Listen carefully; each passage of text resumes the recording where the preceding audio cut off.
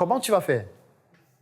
Parce que peut-être ton entreprise doit gagner 5 millions pour couvrir les salaires, mais toi, tu ne connais même pas le nombre d'employés. C'est que tu ne connais même pas la masse monétaire qu'il faut produire pour pouvoir satisfaire tout le monde. C'est la raison pour laquelle je dis toujours que le chômage n'a même pas encore commencé. Ça, c'est un échantillon du chômage. Le vrai chômage arrive. Le vrai chômage, il est en train de venir. Donc, c'est la raison pour laquelle il est important d'identifier les problèmes qui sont en train de s'aggraver. Parce que quand un problème s'aggrave, ça veut dire que l'opportunité grandit aussi. Parce que j'ai donné une caractéristique tout à l'heure, c'est-à-dire quand le problème est gros. Le problème gros signifie juste que le nombre de personnes qui rencontrent ce problème ne fait qu'augmenter. Et si le nombre de personnes qui rencontrent un problème augmente, ça signifie que la solution, beaucoup plus de personnes auront besoin de la solution. Ils seront prêts à payer. Je vais prendre un exemple de business model, que j'ai beaucoup d'amis qui ont eu à faire ça. Ils ont gagné tellement d'argent. Les recrutements. Est-ce que vous savez que le recrutement au Cameroun, c'est un business model qui fonctionne très bien? Et plus le chômage augmente, et plus ça fonctionne. Et voici comment ça fonctionne. Ce sont les entreprises qui vont lancer un recrutement. On recrute un... Je vais prendre un exemple qui est très récurrent. Un infirmier. On recrute 10 infirmiers. Et ils sont là. S'ils sont venus nous chercher jusqu'ici, c'est que ça devient sérieux. Donc, ce qui se passe, c'est quoi? C'est qu'on crée peut-être un hôpital ou une clinique. On dit qu'on recrute 5 médecins, 10 infirmières, 4 sages-femmes. On dit que, OK, vous avez... Nous sommes le 4e aujourd'hui, le 14 soir. Vous avez jusqu'au 25 pour déposer les dossiers. On lance la communication. Ce qui se passe, c'est quoi? C'est qu'il y a des milliers de médecins au chômage, milliers de sages-femmes au chômage, milliers d'infirmiers qui sont au chômage. Elles ont tellement été au chômage qu'elles vendent déjà les habits sur Facebook. Parce qu'elles ont abandonné, que vraiment ça ne sert plus à rien. Il y a tellement cherché le travail que je ne peux plus rien. Mais elle a toujours son CV qui est gardé quelque part, qu'un jour, si quelque chose sort, je vais quand même envoyer, on ne sait jamais. Les médecins, parfois, il a changé d'activité, il ne fait plus la médecine et tout ça. Mais ils voient, on recrute 10 médecins, on recrute 10 infirmiers, etc. Sauf que dans les conditions de dépôt de dossier, il y a les frais de dossier, 10 000. 10 000 les frais de dossier. Et on met en bas que le médecin, son salaire de base, ce sera 350 000. L'infirmière, ce sera 150 000, sans compter les primes et tout le reste. Du coup, eux, ils voient ça comme un investissement. Que j'ai investi mes 10 000, et puis si je suis recruté, je sors du chômage et puis je trouve un emploi. Alors, ce qui se passe, c'est quoi? C'est que prenons le cas de figure où il y a 100 personnes qui déposent les dossiers. Ça fait combien? Ça fait 1 million, n'est-ce pas? Les 100 personnes viennent donc, on les auditionne. On les auditionne. À la fin, on recrute 2 seulement. On dit que dans les autres, on n'avait pas le niveau. On recrute 2. Peut-être un médecin et une infirmière. Le médecin, on doit lui donner combien? 350 000 le mois, n'est-ce pas? L'infirmière, c'est combien? 150 000. On dit au médecin que tu as 1 mois d'essai. Les 1 mois d'essai, tu auras 100 000 juste pour le transport et tout ça. L'infirmière, les 1 mois d'essai, tu auras 50 000 juste pour le transport et tout ça. Le médecin donne le meilleur de lui parce qu'il va être recruté à la fin.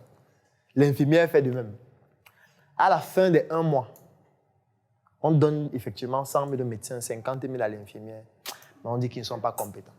On fait un rapport, on sort les motifs, il vient toi en retard, machin, il ne s'habille pas bien, les patients se plaignent, etc. On lui dit que non, ce n'est pas bon. Ça fait qu'on a gagné combien? Non, on n'a pas gagné 850 000 parce que dans l'entreprise, ils ont produit de l'argent. Donc 850 000, en fait, c'est le minimum. Donc prenons même 850 000. On reste encore peut-être 2-3 mois. On relance notre recrutement. On fait comme ça même 6 par an. Mais on ne s'arrête pas à ça. On peut faire ça dans plusieurs villes différentes. Avec des noms d'entreprises différentes. Ce qui fait qu'on se retrouve parfois à avoir tellement d'entreprises de telle sorte qu'on se retrouve à faire des recrutements chaque mois pour avoir un chiffre d'affaires mensuel. Ce qui fait que si on réussit à générer un chiffre d'affaires mensuel de 850 000, au bout d'une année, ça fait combien? En 10 mois seulement, c'est 8 500 000. Sans compter ce qu'ils vont venir produire dans l'entreprise. Parce que parfois, on peut dire que ce sont les commerciaux. Vous venez, on vous donne les produits, vous partez vendre. Non? Vous revenez avec le chiffre d'affaires que vous avez généré. On vous donne seulement vos primes. Après un mois, vous videz tous, on prend d'autres commerciaux, et ainsi de suite. Ça devient donc le business du recrutement. Et qui ne va faire qu'exploser parce que le chômage ne fait qu'augmenter. Donc, il y a des gens que leur business, c'est seulement ça. Recruter éternellement, oui. Et ça, c'est ne se limite même pas au... Ouais, j'ai changé tout à l'heure avec quelqu'un concernant la dame, on parlait de ça, elle parlait de ses enfants qu'elle a, qui sont à sa charge. Je lui ai dit que moi, je suis dans que si je veux lui démontrer que l'école c'est une arnaque, excuse-moi, peut-être ça va choquer certains, mais c'est une vérité ce que le docteur dit parce que ça se limite peut-être juste au recrutement qu'on fait. Il y en a de même pour les formations, des concours. Que ce soit la faculté de médecine, l'école normale supérieure, la police, la gendarmerie, le nombre de personnes. Parce qu'elle dit que si à un moment donné, si les gens sont un peu éveillés et ils essaient juste de comptabiliser, de se rendre compte que, regardez le nombre de personnes qui postulent. On dit qu'on veut peut-être 200 militaires ou bien 200 bureaux. Il y a peut-être 3000 personnes qui donnent, on dit à faire le dossier non remboursable. Il y a même des gens qui vont payer, qui vont échouer. Il y a des gens qui vont être admissibles et que lors de la formation, on va renvoyer. Il y a même d'autres personnes qui vont arriver à un niveau, on dit que le niveau, s'il faut qu'on te parraine, il faut payer comme ça. Quand on essaie de comptabiliser, on va se rendre compte. C'est pareil pour l'école, mais à un moment donné, on essaie de comptabiliser. Parce que j'ai une petite soeur à la maison, elle a le master. Je lui ai dit, bon, c'est bien, tu as le master, c'est une bonne chose. Mais aujourd'hui, elle veut un mari bien fait, qui a un gros salaire et qui gagne tout. Moi, je dis que c'est un danger. Parce qu'aujourd'hui, une femme qui ne travaille pas, je te jure, c'est un danger. Elle dit que pour elle, elle sait qu'elle va avoir. Elle a fini le master, quand elle était en troisième, c'est moi qui paye l'école. Aujourd'hui, elle a fini. Mais si vous dites ce qu'elle fait aujourd'hui, vous allez pleurer. Elle vend les œufs dans un kiosque. Pas pour elle, mais elle travaille pour quelqu'un. Mais pour quel salaire 35 000. Moi, j'ai posé la question, je veux savoir. Si on essaie d'évaluer, combien de temps est-ce que tu dois prendre pour pouvoir entrer sur tout ce qu'on a évalué, les millions qu'on a donnés à l'école.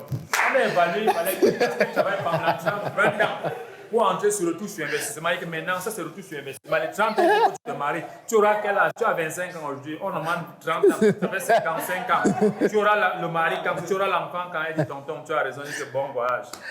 Moi, je vais compléter ce qu'il dit. Imaginons seulement un cas de figure. Supposons que en 6e, elle ouvrait son kiosque où elle fait les œufs là.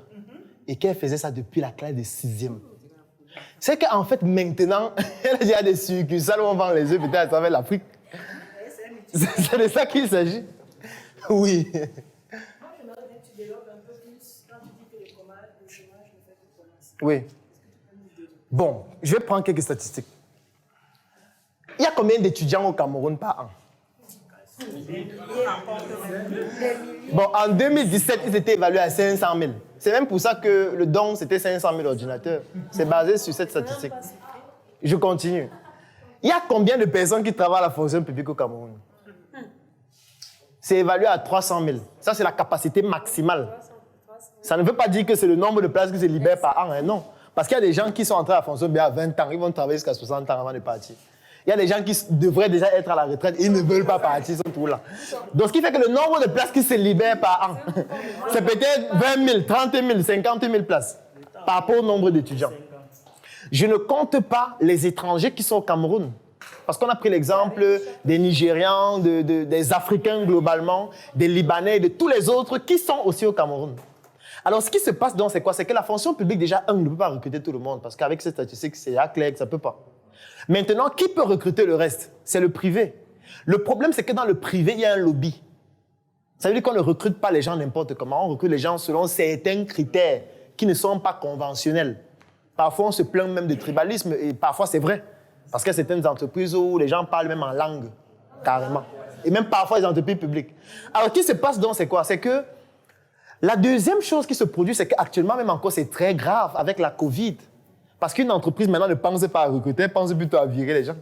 Parce que le chiffre d'affaires a diminué, on n'arrive plus à générer les revenus qu'on avait, donc on ne peut plus payer nos salariés comme avant. C'est pour ça que la plupart des entreprises que je connais ont viré des gens. La SABC même a fait fort, ils ont viré pratiquement toute une unité de production, avec plus de 100 personnes virées. Et du jour au lendemain, vous êtes tous virés, 100 personnes. Alors, ce qui se passe donc, c'est quoi? C'est que ces gens qui sont virés là, et ceux qui sortent de l'école là vont se retrouver tous sur le marché de l'emploi.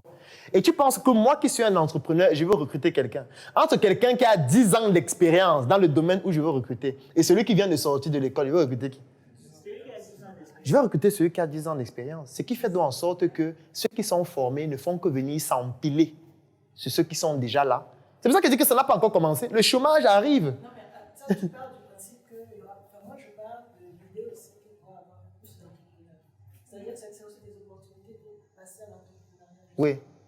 Mais... Quand tu parles du principe qu'on non, sur l'existant. Bon, je vais vous prendre un exemple. Vous connaissez combien de structures comme Startup Academy au Cameroun? Non, c'est pour ça que je suis en train de dire que tu parles de l'existant. Oui. Tu imagines que ce sera ça. Je n'imagine pas, c'est un fait. C'est en train de se produire. Si rien n'est fait. Qu'est-ce qui est fait? Bon, qu'est-ce qui est fait? Bon, vous dites que si rien n'est fait, qu'est-ce qui est fait? Qu'est-ce qui est fait? Même la capacité de lancer la tendance, combien d'entreprises se créent? Non, le problème c'est que Startup Academy forme combien de personnes par an? S'il vous plaît. On forme à peine 2000, 3000 personnes. S'il vous plaît, juste Oui. vraiment, Oui. c'est une contribution. Juste pour amener docteur, ma mère. Je vais vous dire une chose. Hier, on était ici, je prends un cap simple. On a dit la formation elle était gratuite. Vous avez rendu compte que les gens attendaient 3 heures de temps ici, sans lumière. Parce que c'était.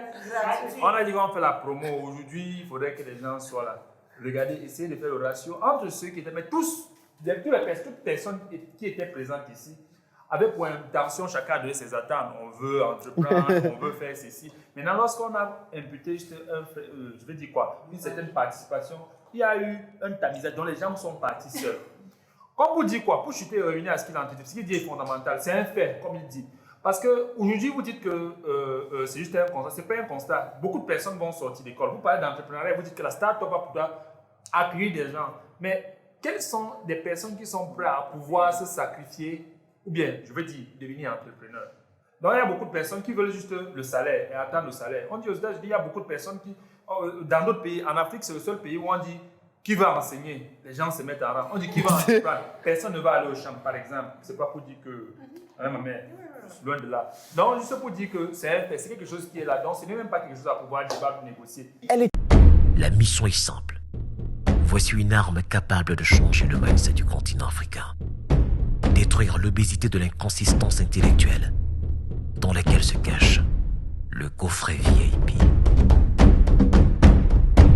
Il possède une arme contenant 200 heures de formation et 8 ans d'expérience entrepreneuriale. Recevez le pouvoir de devenir une meilleure version de vous-même. Armez-vous de cette clé pour une réussite entrepreneuriale.